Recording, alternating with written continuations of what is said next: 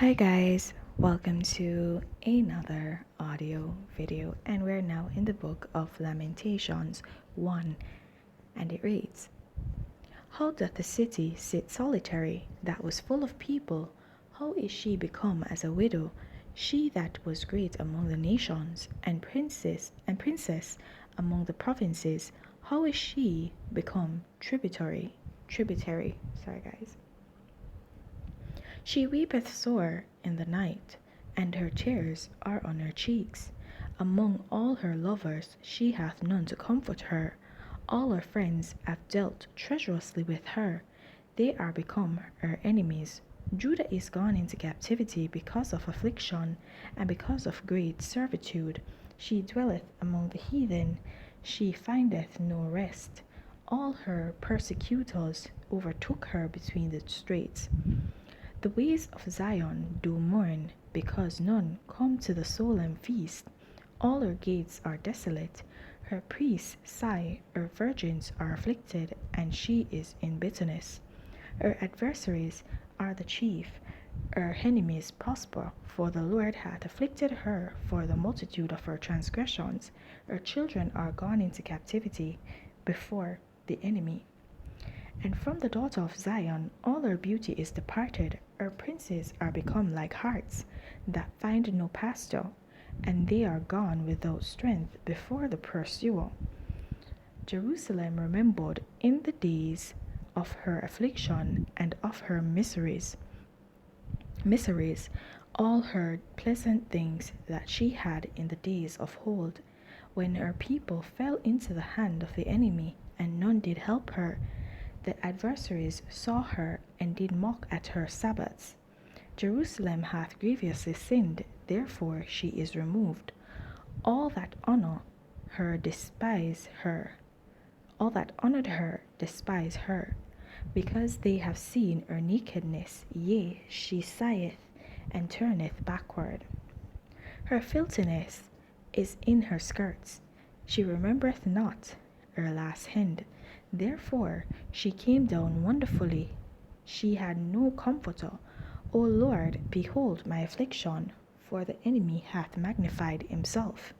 The adversary had spread out his hand upon all her pleasant things, for she hath seen that the heathen entered into her sanctuary, whom thou didst command that they should not enter into thy congregation. All her people sigh, they seek bread. They have given their pleasant things for meat, to relieve the soul. See, O Lord, and consider, for I am become vile. Is it nothing to you, all ye that pass by? Behold, and see if there be any sorrow like unto my sorrow, which is done unto me, wherewith the Lord hath afflicted me in the day of his fierce anger. From above hath he sent fire into my bones, and it prevaileth against them.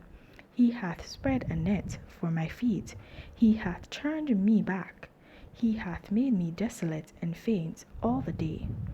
The yoke of my transgressions is bound by his hand, they are wreathed and come up upon my neck. He hath made my strength to fall. The Lord hath delivered me into their hands, from whom I am not able to rise up. The Lord hath trodden under foot all my mighty men in the midst of me. He hath called an assembly against me to crush my young men. The Lord hath trodden the virgin, the daughter of Judah, as in a winepress. For these things I weep, mine eye runneth down with water, because the Comforter that should relieve my soul is far from me. My children are desolate, because the enemy prevailed. Zion spreadeth forth her hands, and there is none to comfort her. The Lord hath commanded concerning Jacob that his adversaries shall be round about him. Jerusalem is as a menstruous woman among them.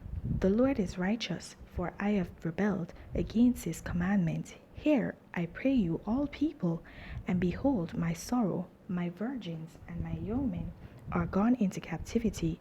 I called for my lovers, but they deceived me. My priests and mine elders gave up the ghost in the city while they sought their meat to relieve their souls. Behold, O Lord, for I am in distress. My bowels are troubled, mine heart is turned within me, for I have grievously rebelled. Abroad the sword bereaveth, at home there is as death. They have heard that I sigh, there is none to comfort me. All mine enemies have heard of my trouble, they are glad that thou hast done it. Thou wilt bring the day that thou hast called, and they shall be like unto me. Let all their wickedness come before thee, and do unto them as thou hast done unto me for all my transgressions, for my sighs are many, and my heart is faint. Alright, guys, so in this chapter, here we see where it is Jerusalem is basically being personified. Okay, the tribe of Israel is basically being personified, not just not just Jerusalem or Judah, but both of them together as a combined unit, as was in the beginning the sons of Jacob, right, which became Israel.